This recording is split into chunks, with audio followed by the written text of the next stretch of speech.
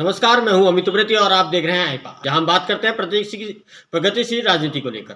आज हमारे साथ शख्सियत बैठी है अल्मोड़ा के professor VDS Negi ji. Sir, आपका बहुत बहुत स्वागत है आईपा के इस मंच में। धन्यवाद अमित जी। आईपा के इस मंच के लिए विशेष शुक्रगुजार हूं। आपने एक अच्छी शुरुआत की है जनहित में, इसके लिए आपका आभार भी व्यक्त करता हूं आईपा के लोगों का।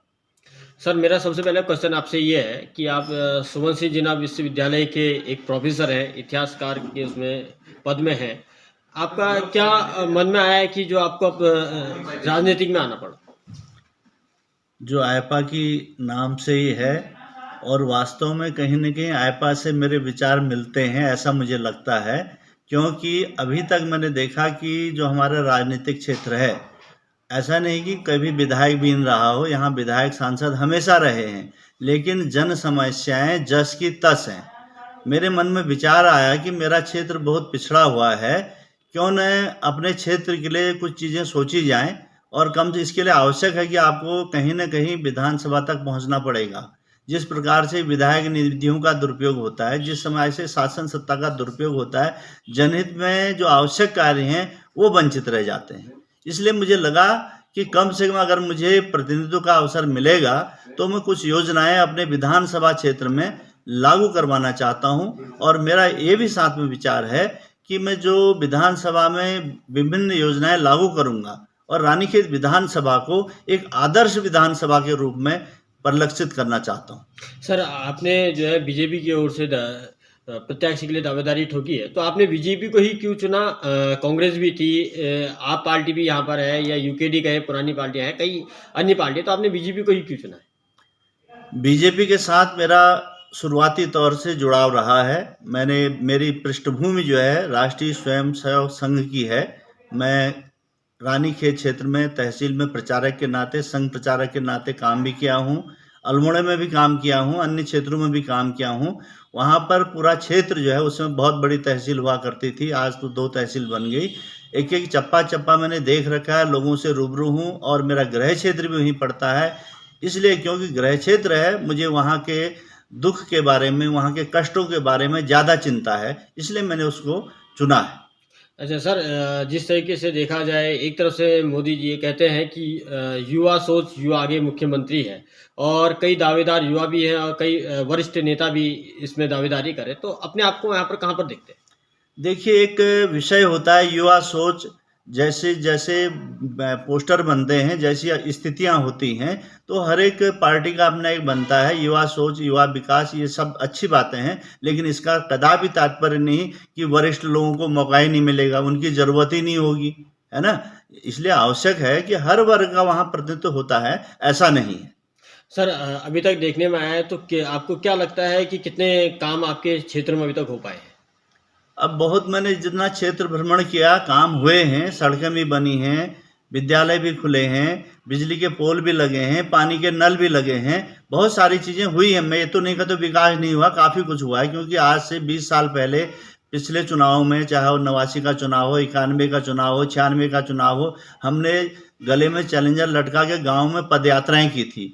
आज वह स्थिति नहीं है। चाहे कच्ची पक्की सड़कें जैसे भी हैं, थोड़ा बहुत यातायात के साधनों में सुविधा तो मिली है, लेकिन वास्तव में वो ऐसी सुविधा है कि बहुत ज़्यादा अच्छी स्थिति उन सड़कों की नहीं है, उन नलों की नहीं है जिनमें पानी नहीं आता है, उन पोलों की नहीं है जिनमें बिजली नहीं आती है। ये बहुत मूलभूत सुविधाएं हैं। शिक्षा है, स्वास्थ्य है। स्वास्थ्य की बहुत इस समय पूरे उत्तराखंड की स्थिति मैं समझता हूँ बहुत अच्छी नहीं है। चाहे सरकारें किसी की भी रही हों, कोई भी रही हों, इसको दुरुस्त करने की आज आवश्यकता है। आपके समक्ष मेडिकल कॉलेज का मुद्दा अल्मोड़े का है, आज तक हम सही ढंग से उसको चालू नहीं कर पाए हैं। जबकि यहाँ पर हर छोटे छोटे जो भी हमारे जिला अस्पताल है, नागरिक अस्पताल रानीखेत है, अन्य छोटे अस्पताल, ये सब जो हैं रेफरल सेंटर मात्र रह गए हैं। न तो वहाँ पर डॉक्टरों की उपस्थिति होती, न सुविधाएं होती, न मशीनें होती। इसलिए आवश्यक है कि इतना तो हम कम से कम विकास करें। आज हम 2022 में चल रहे हैं, तो कम से कम ऐसी स्थिति में इतना विकास तो होना ही चाहिए कि मूलभूत सुविधाएं,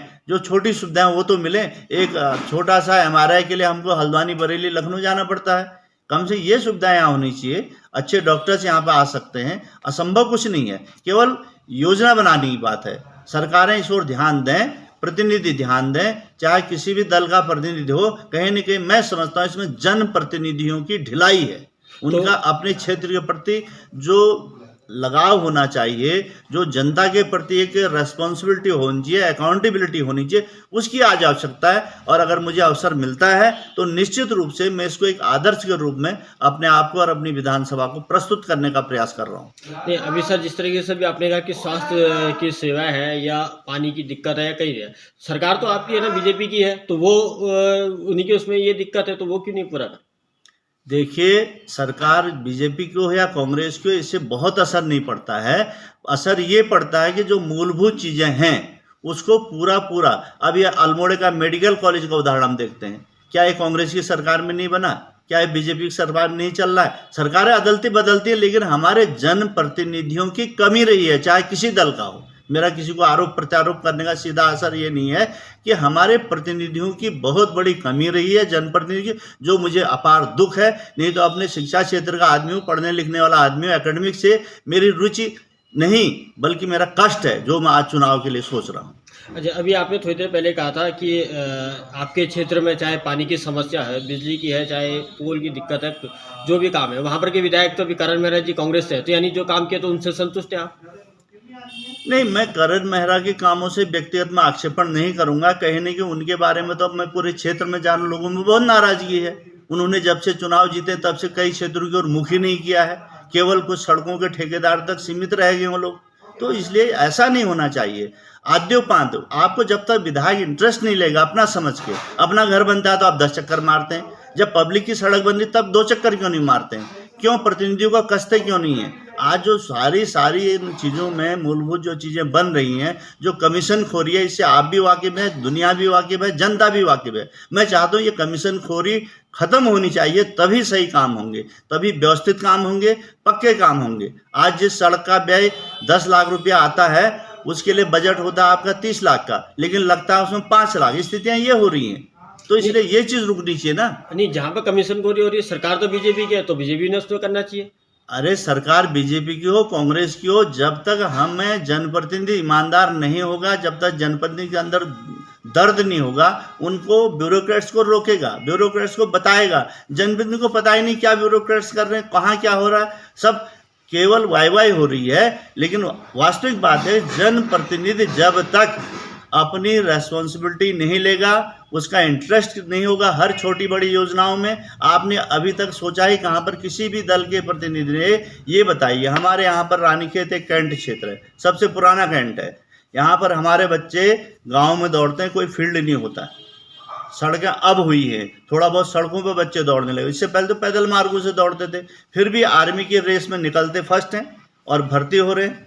अगर काश हमारे क्षेत्र में एक व्यवस्था होती, चाहे किसी दल की सरकारें रही हों, किसी ने कभी सोचा कि रानीखेत जैसे क्षेत्र में एक प्रशिक्षण एकेडमी खोल दी जाए, ताकि हमारे बच्चे जो फिजिकली हिस्ट पुष्ट हैं उनको प्रशिक्षण दे दिया जाए, वो CDS में निकलें, NDA में निकल सकते हैं, इंटरव्यू में निकल सकते हैं। लेकिन वो व्यवस्था तो किसी ने सोची नहीं आज तक। दूसरा, आपके रानीखेत में ड्रग फैक्ट्री बंद होने की कगार पे है, उसको खुर्द-बुर्द करने की योजनाएं अखबार में आ रही हैं, खुर्द-बुर्द किया जा रहा है। लेकिन कभी हमने सोचा कि हम इस ऐतिहासिक ड्रग्स फैक्ट्री को, आज आधुनिकतम हमारे पास सारे संसाधन हैं, क्या इसको उत्तराखंड में एक आयुष विश्वविद्यालय का दर्जा देकर इसको और संवार सकते हैं? ये सोचने की बात है। आज न्याय पंचायतों में कहीं पर एक फील्ड है क्या? कहीं पर कोई नेता आता है, कोई इमरजेंसी आती है कि हेलीकॉप्टर चौपड़ के बैठने की जगह नहीं है। क्यों नहीं हम योजना बनाते हैं कि हर न्याय पंचायत में एक बड़ा सा स्टेडियम होना चाहिए, गांव के बच्चे क्रिकेट खेलें, गांव के बच्चे स्पोर्ट्स खेलें, एथलेटिक्स बने, स्वस्थ पुष्ट बने, आर्मी में भर्ती होने के लिए वर्जिश करें, एक्सरसाइज करें। ये जो आम सुविधाएं मुहैया करानी चाहिए। भाई अल्मोड़ा जैसे रानीखेत जैसे जगहों में थोड़ा बहुत ग्राउंड है, रानीखेत में बड़ी समस्या है, जो भी ग्राउंड है आर्मी के हैं, वहाँ पर अब सिविल वालों का धीरे धीरे जाना वर्जित हो रहा है। पूरे रानीखेत में कष्ट है, कहीं पर ऐसा ग्राउंड नहीं है जिसमें बच्चे कुछ कर सकें। तो इसलिए ये चीज़ें हमारे जनप्रतिनिधियों ने और सरकारों साथ में लेकर नहीं बनी है। अगर आज भी हमको पलायन रोकना है, पलायन क्यों होता है? क्योंकि शिक्षा के लिए रोजगार सस्ता नहीं है। तो आपकी सरकार क्यों इस पे काम क्यों नहीं कर रही है? वो तो एक साइड से तो दावे कर रही है कि हमने जगह जगह पानी पहुंचा दिया, सड़कें पहुंचा दी है, तो सरकार तो आपकी है ना सर। तो आपकी सरकार इसमें क्यों नहीं है? आप उन्हीं के प्रत्याशी है, उन्हीं के दावेदार है, आप ही कह रहे हैं कि वहां पर ये समस्या नहीं है। तो ये समस्या को अगर अभी सरकार आपकी है तो वो आपकी सरकार नहीं सुनेगी तो कौन सुनेगा? अरे सरकार की गलती नहीं है भाई, मैंने कहा ना मैनेजमेंट की कमी है, हमारे प्रतिनिधियों की कमी है। आपने कभी ब्यूरोक्रेट्स को कहा कि यहाँ नल तो लगे पानी क्यों नहीं आ रहा है? जब जनप्रतिनिधि को पता ही नहीं है, सरकार को तो लगा के कागज में नल लग के पानी आ रहा है, जल आ रहा है, लेकिन जनता की ऐसी स्थिति नहीं है। हमारा आम ग्रामीण आदमी जो कहे कि साहब पानी नहीं आ रहा, कहाँ जाए कहते हैं, वो ढो रहे हैं पानी अभी भी नल लगने के बावजूद। आप सर्वे कीजिए ना गाँव में तो पता लगेगा, क्योंकि केवल सरकारी उपक्रम बन गए हैं, नल भी लग गए, पोल भी लग जा रहे हैं, सड़कें भी बन गई। सड़कों में एक्सीडेंट कितने हो रहे हैं, गड्ढे कितने हो रहे हैं, सड़कें टूट फूट कितनी हो रही है। अभी आपदा आई, सारी सड़कें बाधित हैं। सरकार को ही दोष कितना देंगे? अपने जनप्रतिनिधि को दे। जनप्रतिनिधि कौन सा आंदोलन किया? कौन सा जनप्रतिनिधि उत्तराखंड में, आज पूरे उत्तराखंड में बताइए, आपदा के बाद जो मार्ग बाधित हैं, आज भी बाधित हैं, गांव के रास्ते बाधित हैं, तो कौन जनप्रतिनिधि एक दिन के लिए वहां पर अनशन पर बैठा है कि मेरे क्षेत्र में भाई ये सड़क बंद है, गांव वालों को राशन ले जाने में परेशानी है, सामान ले जाने में परेशानी है। एक एक गांव गिना सकता हूं जहां पर समस्याएं हैं। जो 2 महीने पहले तक जहां गाड़ियां चलती थी, कच्ची रोड ही हो, कम से कम आवागमन की थोड़ी बहुत सुविधा थी, जैसे तैसे लोग आ जा रहे थे। आज वो बाधित है तो बाधित है, सड़कें बह गई, टूट गई, मलबा आ गया, लेकिन कौन है देखने वाला? केवल ब्यूरोक्रेट्स पर आधारित। सबसे बड़ी उत्तराखंड की समस्या जनप्रतिनिधियों में कमी है। ये जनप्रतिनिधि ब्यूरोक्रेट्स के हिसाब से चलते हैं। ब्यूरोक्रेट्स को अपने हिसाब से चलाने वाला जनप्रतिनिधि आज आवश्यकता है। जिस दिन आपका जनप्रतिनिधि अपने ब्यूरोक्रेट्स पर कमांड रखेगा, उस दिन आपकी ये सारी समस्याओं का निस्तारण बढ़िया ढंग से होगा। उत्तराखंड बिल्कुल स्वर्ग जैसा बन जाएगा। आज योजनाओं की कमी नहीं है, करोड़ों रुपया आ रहा है, केंद्र सरकार हो चाहे प्रदेश सरकार हो, दुनिया भर का पैसा आ रहा है, लेकिन उस पैसा का नियोजन जमीन पर कितना लग रहा है, कौन देखने वाला है? आपके जनपद, एक जनपद बताए जो बहुत इतना, पूरे उत्तराखंड में 70 जनपद हैं, कहीं पर एक उदाहरण दिखाइए जिस जनप्रतिनिधि ने किसी खराबी के कारण आंदोलन किया हो, तो किसी ब्यूरोक्रेट्स के खिलाफ, तो किसी डिपार्टमेंट के खिलाफ। अच्छा, तो ये माना जाए यानी बीजेपी शासन काल में यानी सिर्फ कागजों पे कार्रवाई हो रही है, आपके अनुसार धरातल पे कुछ नहीं हो रहा है? नहीं, धरातल पे काम हो रहे, मैंने कहा ना मैनेजमेंट की कमी। जनप्रतिनिधि सरकार तो दे रही है भाई, सरकार ने हर विधायक को विधायी नीति दी है। अगर वो विधायी नीति खर्च नहीं कर पा रहा है तो सरकार की क्या कमी है? चाहे कांग्रेस का हो, बसपा को, सपा को, किसी का विधायक हो, वो बीजेपी का चाहे विधायक हो, क्या वो विधायक अपने क्षेत्र में प्रॉपर अपनी विधायी नीति का, मात्र विधायी नीति का उदाहरण दे रहा हूँ। इसी प्रकार अन्य योजनाएं हैं। चाहे आपका मेडिकल कॉलेज है, किस सरकार को दोष देते हो अल्मोड़े के मेडिकल कॉलेज के लिए? श्रीनगर के मेडिकल कॉलेज की वो स्थिति हो रही है, उसके लिए किसको दोष होगे? श्रीनगर बैराज की वो हालत है, उसको किस सरकार को कोसना? ये तो ठीक है, एंटी इनकम जो सरकार में उसे कहा जाता है, लेकिन ऊपर से सरकार सारी मुक्त हस्त दे रही है। मेरे को जो लगता कमी, सबसे पहले जनता और जनप्रतिनिधियों की जागरूकता की कमी है, इंटरेस्ट की कमी है। अपनी चीजों के लिए हम इंटरेस्ट लें। अगर इसी बैराज के लिए लड़ाई लड़ें, इसी हॉस्पिटल के जनता लड़ाई लड़े, जनप्रतिनिधि आगे आके लड़ाई लड़े, तब तो बात होती है, तब सरकार भी चेतती है। सरकार ने तो पैसा तो दे रखा, क्या मेडिकल कॉलेज में पैसे की कमी है? क्या पैसे की कमी के कारण से अल्मोड़े मेडिकल कॉलेज नहीं चल रहा है क्या? आप बताइए मेरे को। और नियोजन की कमी है हमारे इतने।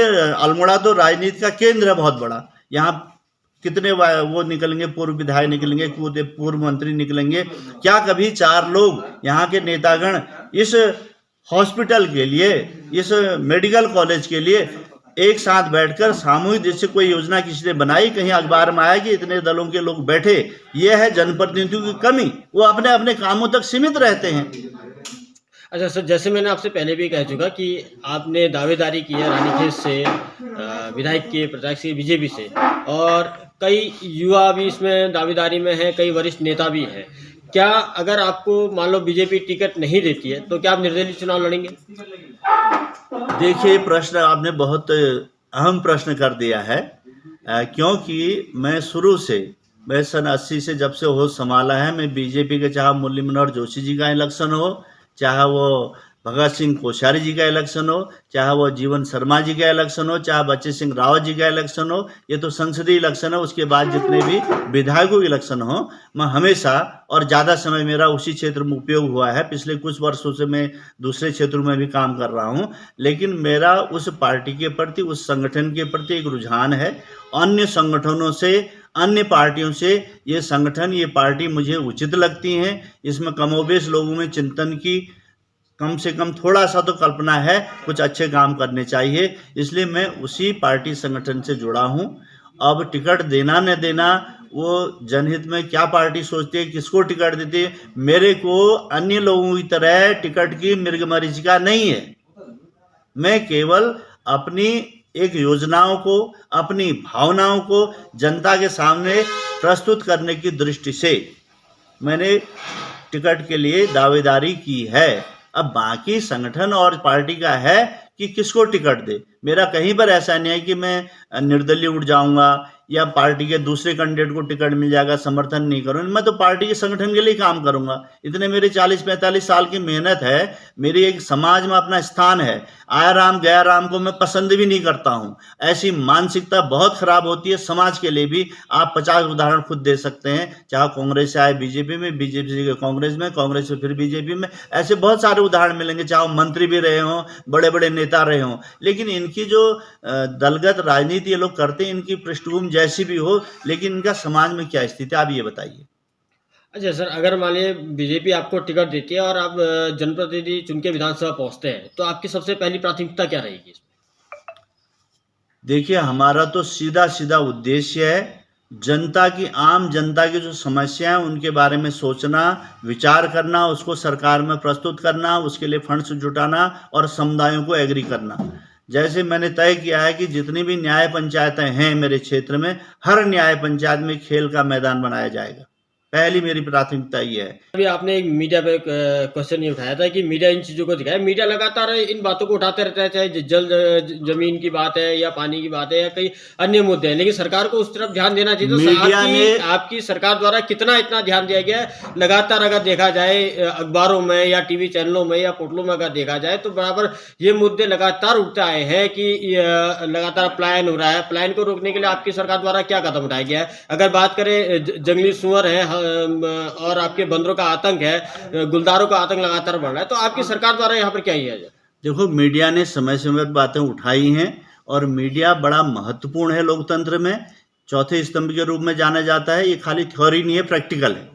मीडिया से जब जब ये बातें उठी हैं, चाहे गुलदार का आतंक हो, चाहे वो जल की बातें हों, ऐसा नहीं कि सरकारें उसमें काम नहीं संज्ञान में लेती हैं। भाई, आप तो जगाने का काम मीडिया करता है उसको, और बहुत सारे ऐसे नहीं कि उसके बाद काम ही नहीं होते हैं, काम होते हैं। जब मीडिया सही ढंग से चीज़ों को देता है, सरकारों की भी जूं रहती है। बहुत सारी चीज़ें मीडिया के बार बार कहने पर सरकारों की जूं रहेगी हैं। इसके एक नहीं दर्जनों उदाहरण आप गिना सकते हैं। ऐसी बात नहीं है, लेकिन काम करे, सरकार अपना काम करे, ये बात तो होनी ही चाहिए और होती भी बहुत सीमा तक होती है। ऐसा नहीं कि उसके बाद कार्रवाई नहीं होती, ऐसा नहीं। बहुत सारे केसेज में हैं जहाँ पर मीडिया उठाता है बातें और केस होते हैं, सरकार उसमें संज्ञान लेती है, उसमें कार्रवाई भी होती है, ऐसा नहीं है। लेकिन जो हमारी मूलभूत आवश्यकताएं हैं, वो तो अभी तक जो आम जनता है, वो जो उनका पंडित दीनदयाल जी का जो अंत्योदय कार्यक्रम है, जो एकात्म मानववाद की हम कल्पना करते हैं, बात करते हैं, सिद्धांत की बात करते हैं, उसकी अभी भी आवश्यकता है। उसको करने में अभी समय लगेगा। सर, अभी आपने थोड़ी देर पहले कहा कि शराबियों का आतंक है या गुंडागर्दी का आतंक है। सरकार आपकी है, प्रशासन आपका है, तो वो उन्होंने करना चाहिए। जनता तो अपने सिर में रखी इन चीजों को नहीं, वो तो प्रशासन की देख रेख है। वो प्रशासन, मैंने एक उदाहरण दिया आपको। प्रशासन में इतनी पुलिस हर मोहल्ले में नहीं रहती है, समाज में विकृति है। इसके लिए समाज को ही आगे आना पड़ेगा। आप सब प्रशासन पर छोड़ दोगे, कल को चम्मच से सरकार खाना खिलाएगी, मैं इसका परपोषक नहीं हूँ। इस धारणा का मैं विरोध करता हूँ। मैं चाहता हूँ समाज जगे। अरे, एक नेता क्यों कहे कि यहाँ कमी हो रही? गांव के 10 लोग करें जो उन कमी हो रही, तो वो बताएं अपनी कमी को। वो नेता पर आधारित क्यों हो रहे हैं गांव के लोग? ये जागृत करने की आवश्यकता। भाई, जनप्रतिनिधि का मतलब क्या है? जनता को जागृत करने वाला वो जनप्रतिनिधि है। ये विधायक बन गए, मंत्री बन गए, जनप्रतिनिधि कारों में घूम लिए, इसको मैं जनप्रतिनिधि नहीं मानता हूँ। आपने अपने क्षेत्र में एक उदाहरण दीजिए, कोई भी जनप्रतिनिधि, कोई भी विधायक 70 में से दे उदाहरण कि जनता को जागृत करके ये काम किया, except few NGOs are there जो काम कर रहे हैं थोड़ा बहुत, लेकिन उसमें भी बहुत सारी विकृतियां हैं। तो इसलिए इन चीज़ों को ठीक तो समाज करेगा, जब समाज और जनप्रतिनिधि मिलकर काम करेंगे जिस दिन बहुत सारी समस्याओं का व्यावहारिक समाधान होगा। पलायन जैसा सबसे बड़ा मुद्दा जिस पर आप करें, सरकार क्या करी, सरकार ने पलायन आयोग बना दिया, पलायन को रोकने की सारी योजनाएं बन रही हैं, लेकिन जब तक गमियाँ ये हो रही कि हम जनता को साथ लेकर नहीं चलेंगे। क्या आज मैंने अपने ग्रुप में बात की, मेरे मित्र मंडली में दसियों लोग ऐसे हैं जिन हम सब लोगों ने तय किया, आपस में कन्वर्सेशन होता है कि आफ्टर रिटायरमेंट सारे लोग अपने अपने गांव में बसेंगे। ये योजनाएं बनानी पड़ती। आज मेरे सारे मित्र धीरे धीरे गांव की ओर आ रहे हैं, जो रिटायर होते जा रहे हैं अपने गांव में बस रहे हैं। ये खाली उदाहरण प्रस्तुत करने पड़ेंगे आपको, मुंह से कहने से नहीं होगा। तो ये माहौल बनाना पड़ेगा। जब मेरे फ्रेंड सर्कल के 10 लोग, 15 लोग, 20 लोग एक कन्वर्सेशन कर रहे हैं कई सालों से, धीरे धीरे उसको टाइम लगता है। ये चीज़ें करनी पड़ेगी। क्या आप हल्द्वानी या दिल्ली के सुख सुविधा को छोड़ के आ सकते हो? ये बनाना पड़ेगा मन। लोगों ने मकान बना लिए दिल्ली में, लेकिन आज वो घर के मकानों की मरम्मत कर रहे हैं, आफ्टर रिटायरमेंट प्लान कर रहे हैं हमारे के फ्रेंड्स। हमने एक योजना बना रखी है, एक मानसिकता तैयार करी, इसलिए समाज में ये मानसिकता भी तैयार करनी पड़ेगी और सरकार से ऐसे लोगों के लिए सहयोग भी लेना पड़ेगा। जिन चीज़ों पर ध्यान देना है, इन पर ज़्यादा किस पर ध्यान देना, ये हमारा नियोजन होना चाहिए। किस चीज़ की ज़्यादा आवश्यकता है, किससे मतलब हमें केवल लाभ नहीं देखना, हमने समाज का हित किस में होगा, अपना व्यक्तिगत हित नहीं देखना। जब समाज हित की हम बात करेंगे तो निश्चित रूप से जिस दिन हमने समाज को खड़ा कर दिया, सरकार किसी दल की हो, कोई जनप्रतिनिधि हो, समाज के हिसाब से जिस दिन जनप्रतिनिधि चलेंगे तो उस दिन जनप्रतिनिधियों के हिसाब से ब्यूरोक्रेट्स चलेंगे। ब्यूरोक्रेट्स क्या है? एक घोड़ा है, लगाम जनप्रतिनिधि के हाथ में है। अब अगर लगाम कस के नहीं रख सकते हो तो निश्चित से घोड़ा बेकाबू हो जाएगा। अब यहाँ तो घोड़ा जिधर दौड़ रहा है वहाँ सवार जा रहा है। चलिए सर, बहुत बहुत धन्यवाद आईपा की इस टीम के साथ जुड़ने के लिए। तो ये थे मेरे साथ विजय नेगी जी, इतिहासकार, प्रोफेसर सुबनसिंह विश्वविद्यालय के। आगे हम बात करेंगे किसी और सेक्शन से और जानेंगे प्रगतिशील राजनीतिक के बारे में।